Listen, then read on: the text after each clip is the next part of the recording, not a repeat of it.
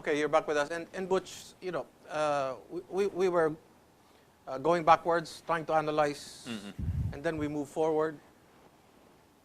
What's next? What are our baby steps, or do we take a leap of faith and show our fist and?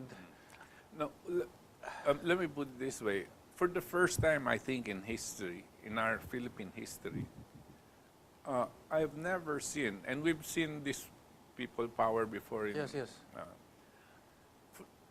I've never seen the people almost simultaneously Yes.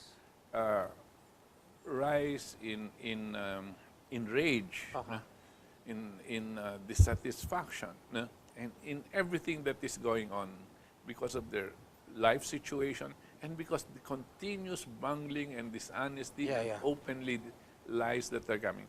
Parang nagsasama-sama lahat ng sectors ng bayan natin ngayon. We know that the military is now very, very much agitated and dissatisfied. We know, of course, that the religious orders, not just the Catholic hierarchy, but many other, even the Muslims and are all united in their call. No? We also know that the many professionals, teachers and nurses and all, have their own complaints about what's going on because their situation is deteriorating very fast. And obviously, of course, the urban poor and the not urban poor, they have been crying. They are what I call the forgotten Filipinos, continuously suffering and having to face these very dark conditions. And finally, we have the youth. Okay. And all of this, the youth are now starting to act. And this is the what you call the sleeping giant of protests. And they are starting to act. They manifested themselves last Friday in a major walkout.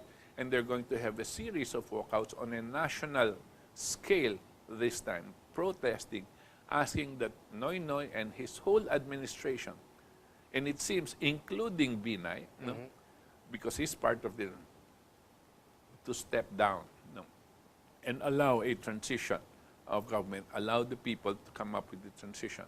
So, to me, this is not influenced by political groups. There are politicians that are trying to ride on this. Yes. The has-been politicians wanting to ride on it. But they are not influencing the whole thing. They just want to ride on it and take advantage. Political groups, political individuals, and parties. And it's not. And also, I cannot see the influence of Uncle Sam on this thing. Because so this is moving all over the place. Yet it's gathering strength. Yes. Gathering strength and in one direction. Okay. In one direction.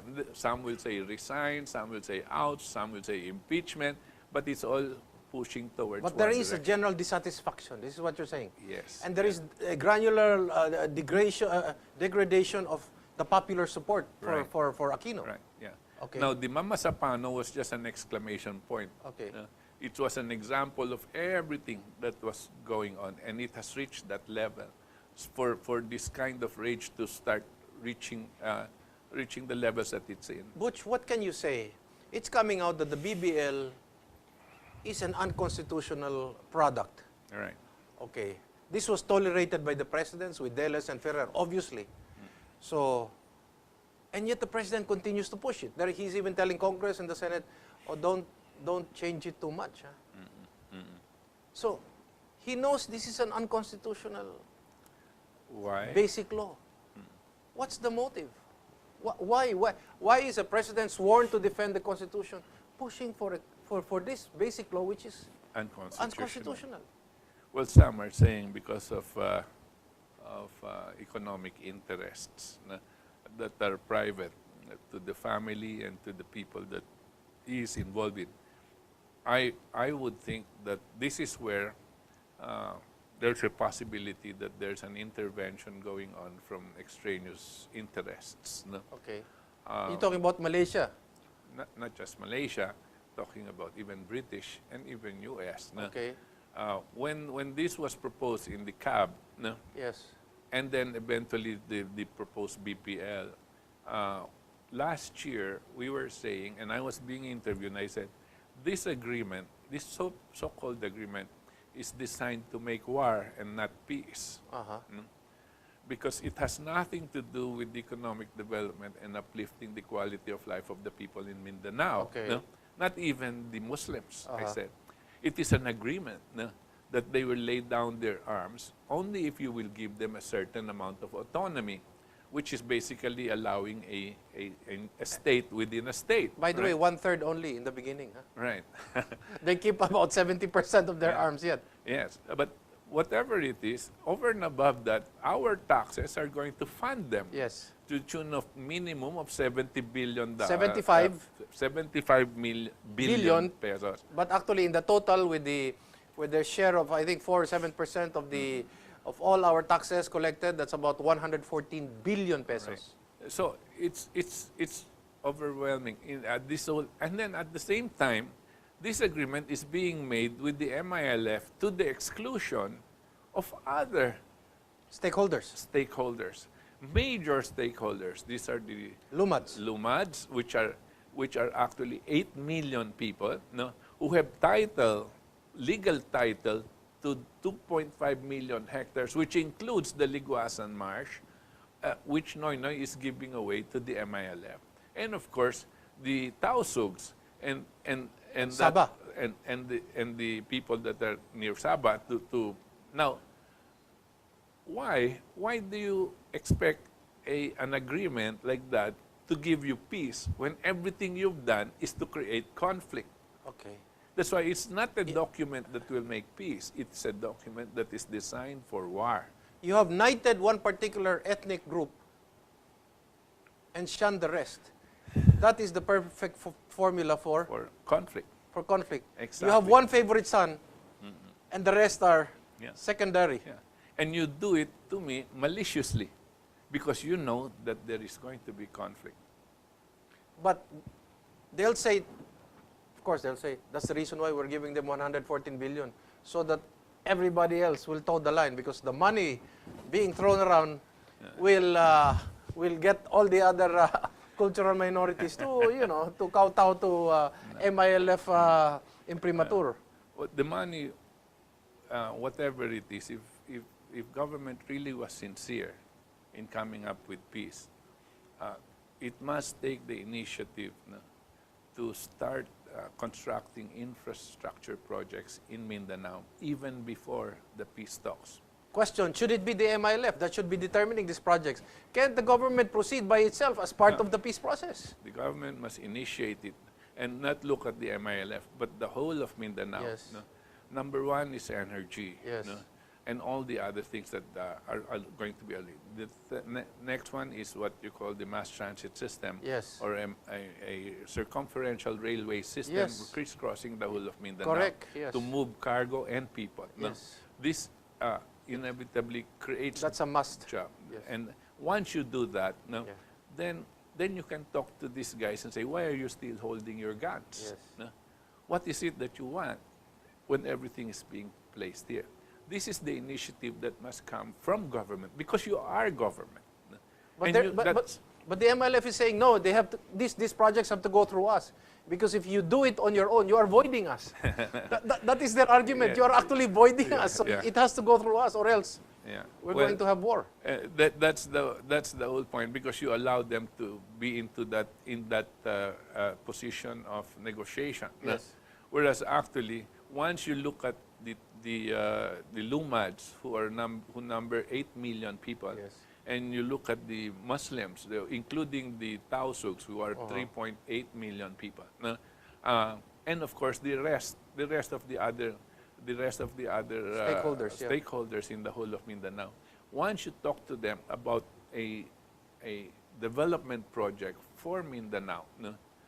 All of them will have to have a say. By that time, the MILF will have a minority And this say. is not even to mention that Butch, in the BBL, because of their opt-in, open-ended, no time limit, even Tondo can be part of the BBL, by the way.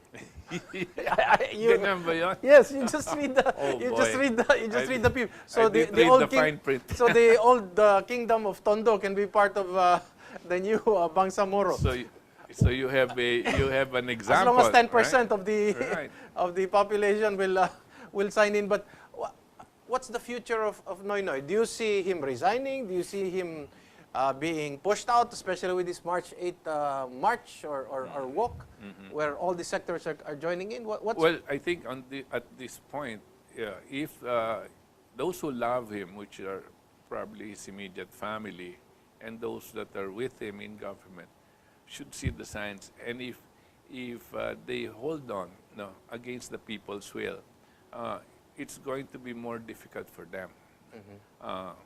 And why I think if they really love the country, they should allow the people to set up what normally can be set up in terms of leadership. The question all the time that comes up is who will take over.